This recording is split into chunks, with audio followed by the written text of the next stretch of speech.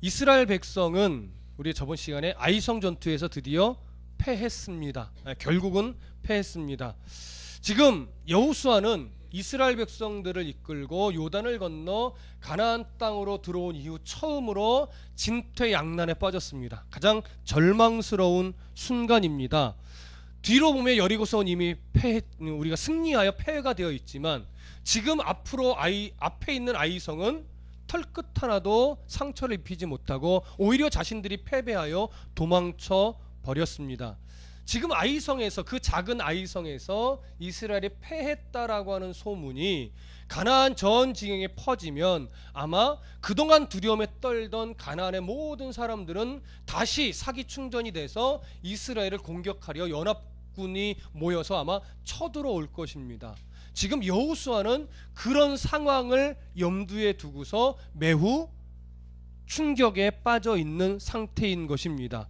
아마 이스라엘은 그 이후로부터 정말 승리하기 어려울 것입니다.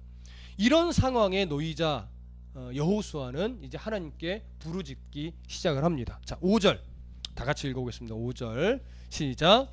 아이 사람이 그들을 36명쯤 쳐 죽이고 성문 앞에서부터 스바림까지 쫓아가 내려가는 비탈에서 쳤으므로 백성의 마음이 녹아 물같이 된지라. 자, 패배한 내용에 대한 조금 더 구체적인 묘사이지요. 5절 앞부분에 이렇게 얘기합니다. 아이 사람이 그들을, 이스라엘 군대 3,000명을 그 3,000명 중에 몇 명을 쳐 죽였어요? 36명쯤 쳐 죽였어요. 그리고 성문 앞에서부터 스바림까지 막 쫓아갔던 거예요. 거기까지 이스라엘 3,000명의 군사들은 열심히 걸음아 나살려라 하고 도망간 겁니다. 그러면 생각해 보십시오. 3,000명의 군사가 아이성을 정복하기 위해서 쳐들어갔는데 36명이 죽었어요. 많이 죽은 겁니까? 적게 죽은 겁니까? 난 이래서 우리 예린이를 사랑해요. 너무 적게 죽은 거예요, 사실은. 그런데 여리고성, 그 큰 성에서 한 명도 죽지 않고 여리고성을 정복한 것을 비교해 보면 여호수아에게 있어서 한 36명이나 죽은 건 매우 큰 충격의 사건인 겁니다. 10배가 넘는 여리고성에서는 한 명도 안 죽었거든요. 근데 10분의 1밖에 안 되는 아이성에서는 36명이나 죽은 겁니다. 그러니까 단순하게 죽은 숫자로 보면 얼마 안 되지만 상황적으로 보면 매우 큰 사건인 겁니다. 그래서 이제 여호수아는, 그리고 여호수아와 함께한 이스라엘 백성들의 마음은 어떻게 됐다고 지금 성경이 표현하고 있어요? 녹아서 물같이 됐어요. 여러분 한번 생각해 보십시오. 원래 녹아서 물같이 됐다는 표현이 누구를 향해서 쓰던 표현이에요? 이스라엘의 하나님에 대한 소문 때문에 가나안의 모든 사람들의 마음이 사실 이미 녹아 물같이 됐다라고 이미 앞에서 표현하던 문장이란 말이에요. 근데 그것이 누구에게 지금 사용되고 있어요? 거꾸로 이스라엘에게 사용되고 있어요. 이스라엘 가운데 하나님의 임재가 잠시 떠나니까 이스라엘의 마음이 오히려 물같이 됐어요. 이것만 보아도 이스라엘의 힘은 자기들이 열심히 쌓은 칼과 노력과 애씀에서 있는 것이 아니라 하나님이 그 가운데 함께 하시느냐 안 하시느냐의 문제였어요. 성도의 삶도 마찬가지입니다. 우리의 열심을 다하고 정직함을 다하고 성실을 다하는 삶은 매우 중요합니다. 그러나 그 모든 열심과 정직과 성실이 누구의 임재 가운데서 행하는 것이어야 되냐면 하나님의 임재 가운데서 해야 되는 거예요. 그래서 늘 하나님과의 교통함 가운데 하나님이 기뻐하는 모습으로 정직하게, 하나님이 기뻐하는 모습으로 성실하게, 자꾸 나 사투리 안 쓰는데 모습이라고 나오지? 모습으로 성실하게, 모습으로 신실하게, 이게 중요합니다. 이게 뭐냐면 조화예요. 그래서 이스라엘의 열심이 누구의 임재와 조화를 이루어요? 하나님의 임재와 조화를 이루어야 돼요. 이게 진짜 성도의 힘이 나오는 방법이라고요. 근데 우리는 종종 하나님의 임재는 등한시하고 열심으로만 승부를 하려는 경향이 우리에게 참 많지요. 그것이 얼마나 문제를 심각하게 바랄 수 있느냐에 대한 첫 그림이 바로 아이성에서의 전투의 패배를 보면 우리가 알 수 있는 겁니다. 그래서 성도의 열심은 언제나 하나님의 임재 안에서 하나님과 교통한 가운데 되어져야 한다는 사실을 늘 잊지 마시고, 마음에 분명한 하나님에 대한 기억과 하나님의 말씀에 대한 그 아는 지식과 거기서부터 나오는 선택과 그 선택을 후회 없이 열심히 선택 가지고 달려나가는, 이것이 성도의 걸음이겠죠. 인생의 걸음이겠죠. 그걸 늘 놓치지 않으셨으면 좋겠고요. 6절 보겠습니다. 6절 함께 읽습니다. 시작. 여호수아가 옷을 찢고 이스라엘 장로들과 함께 여호와의 궤 앞에서 땅에 엎드려 머리에 티끌을 뒤집어 쓰고 저물도록 있다가, 여리고성의 승리에 도취된 여호수아는 하나님이 아무 말씀 없으시는 침묵 가운데 침묵으로 진노하고 계셨음에도 불구하고, 여리고성에서 내가 한번 승리하니까 그거에서 도취되어서 아이고 저 작은 성쯤에 뭐 하나님 귀찮게, 하나님도 바쁘신데 내가 뭘 물으랴, 우리식 설명으로 그런 마음으로 뭐예요? 아예 정탐을 보내서 정탐의 보고를 의지하여 아이성을 그냥 쳐들어갔던 거죠. 하나님께 묻지 않고. 이때 아이성 전투를 시작하기 전에 물었다면 이스라엘 안에 무슨 문제가 멈춰 있는지를 알 수 있을 것이고, 그 문제를 해결하고 나서 하나님의 방법대로 전쟁을 했으면 실패란 있지 않았을 겁니다. 그런데 그때는 묻지 않더니 현실적으로 패배가 오니까 드디어 여호수아는 하나님께 무릎을 꿇고 기도하기 시작합니다. 물론 그나마 실패했을 때라도 무릎을 꿇으니 다행이고 감사한 일이고, 그러니까 더 벗어나지 않은 거겠지요. 우리들의 인생 속에서도 물론 동일할 겁니다. 넘어졌을지라도 하나님 앞에 무릎 꿇는 자는 결국 벗어나지 않아요. 그런데 계속하여 묻지 않는다면, 계속하여 하나님께 엎드림을 버린다면 그 사람은 정말 한참 너무나 많이 돌아가게 될 겁니다. 그러니 오늘 하나님 앞에 무릎 꿇고 기도하고 예배할 수 있는 심령을 내가 갖고 있다면 정말로 최고의 복을 누리고 있는 사람인 것입니다. 자, 그렇게 하나님의 침묵을 인식하지 못했던 여호수아가 현실적인 어려움이 닥치자 무릎을 꿇었습니다. 그것도 장로들과 함께 여호와의 궤 앞에서 땅에 엎드려 기도합니다. 그런데 기도할 때에 어떠한 모습을 갖고 있냐면 옷을 찢었습니다. 여기서 옷을 찢었다라고 하는 이 행동은요, 당시 문화 안에서 가장 비탄한 심정, 애통의 마음을 표출하는 하나의 방법이었습니다. 야곱도 옷을 찢은 적이 있고, 물론 여호수아도 지금 옷을 찢었고, 다윗도 옷을 찢어 자기의 비탄한 심정을 하나님께 토로했던 적이 있었습니다. 근데 저는 이 구절을 접할 때마다 도대체 옷의 품질이 얼마나 안 좋길래 찢는다고 막 찢어져? 그쵸?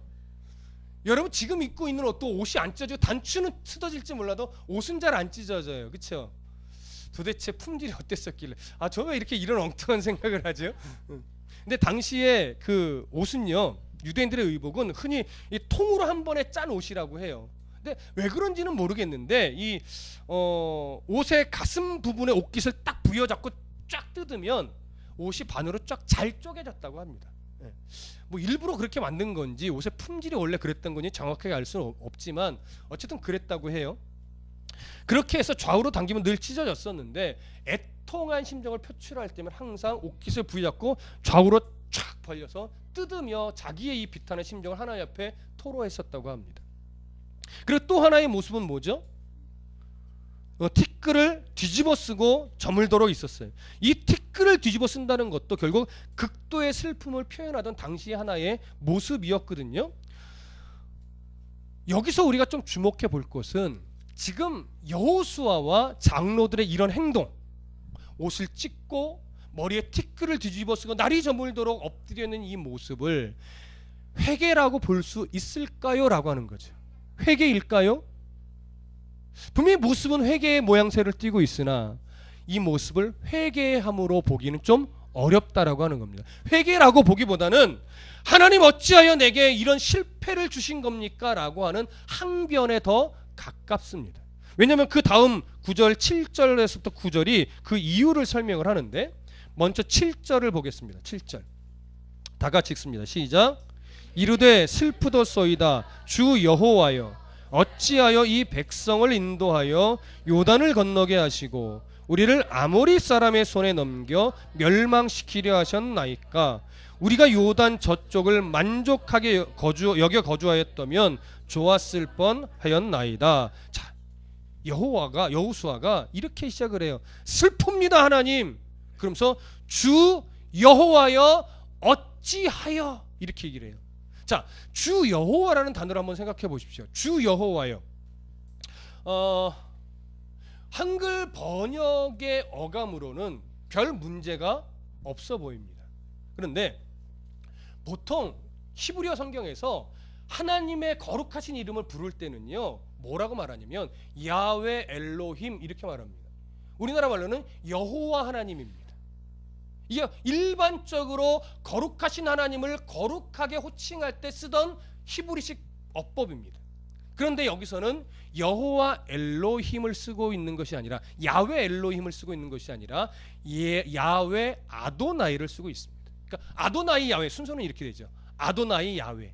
근데 이 말은 따로 떨어뜨려 놓고 읽으면 큰 문제는 안 되는데, 이걸 붙여서 아도나이 야훼라고 읽을 때는 주로 어떤 상황에서 이 어법을 주로 쓰냐면, 하나님 앞에서 뭔가 강력하게 호소할 게 있을 때, 이게 뭐예요 하나님 할 때, 예. 아버님 이거랑 아버지, 제가 이거 어떻게 우리나라식으로 해야 될지 이게 좀 이해가 확 될까 했는데요, 생각이 안 나더라고요. 그래서 이게 딱히 할 말은 없는데, 아버님 뭐는 아버지 뭐 이런 느낌, 예. 도대체 뭐냐고요 막 이럴 때 쓰는 어법의 느낌이라고 이해하시면 되겠어요. 그래서 아도나이 야훼는 그리 긍정적인 호칭이 아닙니다. 이어지는 표현도 뭐예요? 어찌하여라는 말이죠. 하나님께서 주신 이 실패의 상황을 도저히 납득할 수 없다라고 하는 거예요. 왜 이런 상황을 우리에게 주셨습니까? 라고 하면서 잘 보세요. 지금 실패의 책임을 누구한테 살짝 돌리고 있어요? 자기에게서 찾지 않아요. 이스라엘 안에서 찾지 않아요. 하나님 어찌하여 라고 하면서 실패의 책임을 슬그머니 하나님께로 지금 돌리고 있는 거예요. 왜? 이어지는 내용 보세요. 이어지는 내용 6절 7절 주 여호와여 어찌하여 이 백성을 인도하여 요단을 건너게 하셔서 우리를 아모리 사람의 손에 넘겨 멸망시키려 하셨나이까. 아모리라고 이름을 호칭한 이유는 뭐냐면, 가나안의 7개 족속 중에 가장 대표적인 족속이 아모리 사람이고, 보통 아모리 족속이라고 하면 가나안과 동일한 의미로 취급되기도 했습니다. 그래서 아모리 사람에게 손에 넘겼다는 것은 가나안 사람의 손에 넘겨서 우리를 죽이려 하십니까? 이 얘기예요. 이런 표현은요, 이미 광야에서 이스라엘 백성들이 자주 쓰던 표현이에요. 그리고 뒤에 이어지는 표현도 보세요. 우리가 요단 저쪽을 만족하게 여겨 거주하였다면 좋을 뻔하였나이다. 무슨 표현이에요? 요단 저쪽이면 어디예요? 요단 동편이에요? 서편이에요? 이제 헷갈리시죠? 정확하게 아시는 분도 있고, 요단 동편이죠. 르벤, 갓, 므낫세 반지파가 좋다, 우리가 여기가 좋사오니 가나안에 안 들어가면 좋겠어요 하고 요단 동편에서 머물렀던, 하나님이 예비하신 땅도 아님에도 불구하고 오히려 그 땅에서 우리가 그냥 다 살고 요단을 건너지 않았으면 더 좋았겠습니다 라고 하면서 오히려 하나님의 언약 자체를 부정하는 듯한, 지금 그런 표현을 누가 하고 있어요? 여호수아가 하고 있어요. 이 장면을 사실 보면서 이게 말이 되나? 여호수아가 도대체 어떤 인물이에요? 12명의 정탐꾼과 함께 정탐을 하고 왔을 때도 10명이 부정적으로, 우리는 그들에 비하면 메뚜기보다 안 되면 메뚜기만도 못합니다, 정복할 수 없습니다, 다시 되돌아갑시다 할 때도, 아니다, 여호수아와 갈렙만이 그 땅은 하나님 우리에게 약속하신 땅입니다, 그들은 우리에게 밥입니다 라고 하면서 정말 가슴을 찢고 하나님 앞에 슬픔을 표했던 그런 인물이잖아요. 그리고 모세의 뒤를 이어서 이스라엘의 지도자가 된 영적 지도자란 말이에요. 이런 사람이 어찌 이럴 수 있을까요? 사실은 전 순간 많이 놀랐어요. 그런데 생각해보면 앞에서 여리고성의 정복이 그에게는 너무나 큰, 이걸 뭐라고 표현해야 될까요? 너무나 크게 다가와서 마치 그 승리가 자기가 잘 인도해서 온 것이냐. 겉으로 말은 그렇게 안 하지만 속으로는 뭐예요? 이야, 역시 내가 이번에 여리고성 승리했어. 정말 잘한 거야. 그래서 마치 승리감이 자기로부터 기인한 것이냐 취해버려서 그 순간 잠시 뭐 할 수 있어요? 영적인 방향 감각을 상실했을 수 있는 겁니다. 그래서 여러분, 우리가 늘 조심할 때는 가장 언제냐면 영적으로 강력한 은혜를 부어주셨을 때, 그때 우리는 굉장히 조심해야 됩니다. 영적으로 큰 은혜를 체험하고 뭔가 큰 역사를 경험하는 것도 너무 중요한데, 그때가 사실은 가장 영적으로 교만해질 수 있는 순간도 된다는 사실을 우리는 명심해야 됩니다. 성경의 인물 중에 이렇게 하나님의 놀라운 은혜를 받은 그 순간 가장 교만했던 인물이 한 명 있습니다. 누구일까요? 다윗이었죠. 남북 이스라엘이 통일되고 그 나라가 너무 강성해져서 주변 이방 나라에서 막 조공도 바쳐오고 백향목으로 다윗이 사는 궁도 멋지게 지어졌더니 다윗이 그때 어떤 교만이 생겼습니까? 내가 이제 이 정도 강력해졌으니까 하나님이 거하실 성전을 백향목으로 내가 지어드려야 하겠다. 말은 그럴듯하지만 하나님이 원하시는 건 아니었던 거죠. 사람은 박수 쳤어요. 나단 선지자 박수 쳤다고요. 근데 나중에 하나님은 어떻게 했어요? 너 다시 내일 돌아가서 다윗에게 정확하게 전해라. 너 교만하다고. 내가 이제 천막 성전으로 있을 때 그 성전이 초라하니 내가 거할 멋진 성을 지어달라고 말한 적 있느냐?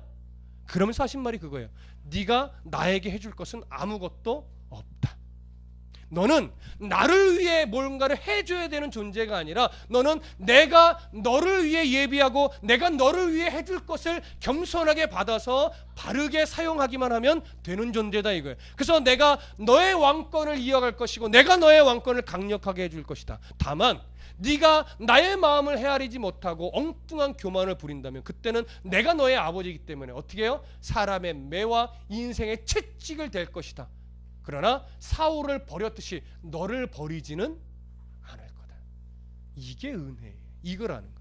근데 우리는 자꾸 뭐예요? 하나님께 뭔가 좀 해드리겠다 이거죠.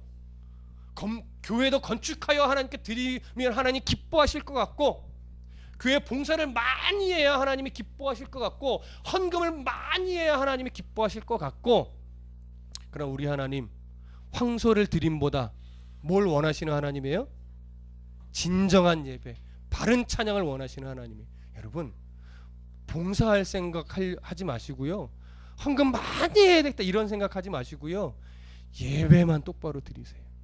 그러면 하나님의 마음 안에서 뭐 하면 돼요? 정직하고 바른 헌금하시면 돼요. 나의 형편과 상황에 맞게 할 수 있는 섬김의 봉사를 겸손히 하시면 돼요. 그렇게 섬기고 낮아지고 애쓰는 훈련을 해서 결국 그 실력을 어디서? 교회 밖에서 하시면 돼요. 교회에 자주 오는 것도 중요하나 교회에 온 자답게 와서 섬긴 자답게 예배한 자답게 하나님의 마음을 새롭게 배워가고 있는 자답게 누구를 섬겨요? 가족을 섬기고 직장 동료를 섬기고 또 뭐 부하 직원을 섬기고 친구를 섬기고 형제를 섬기고, 그래서 누구를 드러내요? 하나님이 이런 분이에요 라고 그 하나님을 드러낼 수 있어야 됩니다. 늘 말씀드리지만 싸우는 자리에서는 하나님이 드러나지 않습니다. 누군가를 짓밟는 자리에서는 나는 높아질지 몰라도 하나님은 드러나지 않습니다. 어떤 상황에서 이건 내 거야 라고 자꾸 움켜쥐는 자리에서는요, 내게는 좀 좋은 게 많이 모일지는 모르나 하나님은 드러나지 않습니다. 하나님은요, 양보하는 자리에서 드러나고 낮아지는 자리에서 드러나고 이해하는 자리에서 드러나고 내가 좀 손해보는 자리에서 드러나는 것이지, 움켜쥐고 나만 잘되고 어떻게 해서든지 누구를 짓밟아서라도 내가 일어나야 되겠다라고 하는 이런 자리에서는 하나님은 드러나지 않습니다. 그래서 그렇다고 성경이 여러분 바보로 사세요 그걸 말하지는 않습니다. 그래서 늘 뭐가 필요해요? 지혜가 필요해요. 싸워야 될 자리가 어디고 이해하고 용납해야 될 자리가 어딘지를 분별해서 싸워야 할 자리에서도 피하면 그건 안 되죠. 그래서 뭐가 필요해? 그래서 분별력이 필요해. 싸워야 될 자리가 어디냐? 이해해야 될 자리가 어디냐? 내가 용납하고 바보처럼 좀 바보가 될, 기꺼이 바보가 될 자리가 어디냐? 이걸 아는 분별력과 지혜가 필요합니다. 그래서 하나님을 알아간다는 것이 매우 중요한 거예요. 여러분, 그런 은혜가 있기를 간절히 소원합니다. 8절과 9절을 보겠습니다. 함께 읽습니다. 8절과 9절 시작. 주여, 이스라엘이 그의 원수들 앞에서 돌아섰으니 내가 무슨 말을 하오리까? 가나안 사람과 이 땅의 모든 사람들이 듣고 우리를 둘러싸고 우리 이름을 세상에서 끊으리니 주의 크신 이름을 위하여 어떻게 하시려 하나이까? 여호수아의 첫 번째 원망은 뭐냐면, 두려움에 떨던 가나안 사람들이 아이성 전투의 승리로 용기를 얻어서 이스라엘을 멸망시키려고 덤벼들면 어떡합니까? 이게 첫 번째고, 두 번째는 그로 인해서 여호와 하나님의 이름이 훼손되면 어떻게 합니까? 이런 내용이에요. 자, 내용상으로는 맞습니까? 틀립니까? 내용상으로는 맞죠. 그러나 이 여호수아의 이 두 가지 내용이 내용상으로는 맞으나 뭐가 틀렸냐면 누가 해야 될 걱정이냐라고 하는 거죠. 자, 군대가 있으면 어떤 적진의 상태를 분별하고 뭐 겁을 먹든지 전략을 짜든지 하는 것은 누구의 몫이에요? 그건 대장, 지휘관의 몫이에요. 지휘관은 더 넓은 시각으로 전쟁터의 상황을 살피고 두려운 마음을 먹든지 전략을 짜든지 그래서 명령을 내리는 것은 대장의 몫이라고요. 군인의 몫은 그걸 고민하는 것이 아니라 대장이 어떤 결정을 해서 어떻게 지시를 하든지 간에 그 지시대로 바르게 순종하여 명령을 바르게 수행하여 그 명령을 완수해내는 것, 명령대로 완수해내는 것이 누구의 몫이에요? 그것이 군인의 몫이에요. 근데 지금 여호수아는 대장이 해야 될 걱정을 누가 하는 거예요? 그걸 자기가 하고 있는 거예요. 그 걱정은 하나님 거라고요. 여호수아의 몫은 뭐냐면, 하나님 어떻게 해야 됩니까? 상황이 이런데 우리가 어떻게 해야 됩니까? 라고 묻고, 그래 이렇게 해라고 할 때 그대로 바르게 순종하여 그것을 완수해내는 게 여호수아의 몫이에요. 이걸 착각한 거예요. 자기가 고민하여 자기가 치르는 전쟁처럼 지금 여호수아는 생각하고 있다고요. 여러분 잘 들으십시오. 우리는 우리의 가정, 우리의 교회, 또 나 개인은 누가 대장이시냐면 하나님이 대장이에요. 그래서 그 하나님이 가르치는 대로 우리는 순종하면 돼요. 이렇게 살다가 망하면 어떡하지? 이런 걱정은 제발 하나님께 좀 맡기시라고요. 그리고 하나님이 살리든 죽이든 나는 하나님이 가르치시는 대로 합니다 라고 하는 엎드림이 우리에게 너무 중요한 거예요. 그러면 그 분별력은 어디서 찾아요? 제가 가르쳐 주실 수 있어요? 여러분, 저를 찾아와 봤자 저는 한 치 앞도 못 보는 사람이기 때문에 여러분들의 인생의 방향을 결정해 드릴 수가 없어요. 제가 할 수 있는 몫은 뭐냐면, 성경은 이렇게 말합니다, 가르치는 것밖에 없고, 여러분들은 그것을 마음에 새길 때 하나님이 여러분들 안에는 신앙의 양심에 찔러내는 게 있다고요. 그래서 그 찔림을 받았을 때, 아, 이걸 하나님이 기뻐하실 거야 하면 어떻게 해요? 그 선택에 하나님 함께 하실 걸 믿고 가면 되는 거예요. 그대로. 늘 고민하는 것은 뭐냐면, 우리가 어떤 상황이 줬을 때 A, B, C라는 선택을 해야 되는데 이게 도대체 하나님 원하시는 게 뭔지 모를 때가 있어요. 여러분, 가장 쉬운 방법은 이겁니다. 정답은 아니나 일단 하나님이 정확하게 싫어하시는 걸 걸러내는 겁니다. 가장 싫어한 걸 걸러냈는데 싫어하지 않는 범위 내에 뭐 3가지가 들었고 4가지가 들었을 수 있잖아요. 그럼 우리는 뭘 고민하냐면, 뭘 하나님이 가장 기뻐하실까 이 고민을 해요. 저도 순간순간 똑같은 고민을 합니다. 그러나 그때마다 말씀 안에서 발견하는 건 뭐냐면, 답은 이거예요. 그 범위 안에 있는 것이 몇 개든 그 범위 안에 있다면 너 좋을 대로 해, 이거예요. 여러분 좋을 대로 하세요. 하나님이 싫어하는 것은 걸러낸 이후에 하나님이 싫어하지 않는 것의 범주 안에 있다면 여러분들에게 가장 유익이 되는 걸 선택하세요. 그러면 하나님 그 선택을 인정하십니다. 그리고 그 선택 가운데 함께 하실 겁니다. 그러니 둘 다 하나님이 싫어하시는 건 아닌 건 알겠는데요, 뭘 더 좋아하시는지 모르겠어요. 그건 저도 모르고 아무도 모릅니다. 며느리도 모르겠죠. 누구만 알아요? 내가 뭘 선택하느냐. 그게 가장 중요한 거예요. 그럼 하나님이 그 선택을 귀히 여기시고 그 선택에 응원하시면서 함께 동행해 주시는 거예요. 중요한 건 뭐냐면 그 고민을 안 한다는 거예요. 늘 어떤 고민이에요? 뭐가 내게 이로우냐. 예, 처음부터 그 고민만 하는 거예요. 뭐가 내게 유익이고 뭐가 내게 이롭고 뭘 해야 내가 성공적이고 뭘 해야 내가 노후가 완전하게 보장이 되고. 여러분, 사람의 계획은요, 아무리 철두철미해도 어딘가는 구멍이 나게 돼 있습니다. 부모가 자식을 완벽하게 보호해낼 수 없듯이 우리가 할 수 없는 영역이 있단 말이에요. 근데 그 영역까지도 우리는 내가 고민하고 내가 하려고 하지요. 지금 여호수아처럼. 아니요. 내가 할 수 있는 영역은 하나님의 마음을 알아가는 영역이고, 거기서 하나님의 마음을 알았다면 이제 하나님의 인도하심을 믿고 기꺼이 하나님 앞에 내어드릴 수 있는 용기가 필요해요. 그게 기다림의 영역일 때도 있고, 그게 낮아짐의 영역일 때도 있고, 때로는 그게 뭐예요? 포기라는 영역일 수도 있어요. 그래서 지혜롭게 내가 끝까지 붙잡을 것이 뭐고, 내가 지금 아예 버려야 할 것이 무엇이고, 내가 기다려야 할 것이 무엇이며, 내가 인내해야 될 순간이 어디까지인가에 대한 그런 모든 분별력을 목사한테서 찾는 것이 아니라 말씀 안에서 찾을 수 있는 여러분들이 되기를 간절히 바랍니다. 여호수아가 실수한 부분 우리는 실수하지 않으셨으면 좋겠습니다. 자, 10절 다 같이 읽겠습니다. 10절 시작. 여호와께서 여호수아에게 이르시되 일어나라, 어찌하여 이렇게 엎드렸느냐. 자, 일어나라, 어찌하여 이렇게 엎드렸느냐는 아이성 전투의 패배로 인해서 탄식하며 기도하던 그 여호수아에게 하나님 이렇게 말씀하시는 거예요.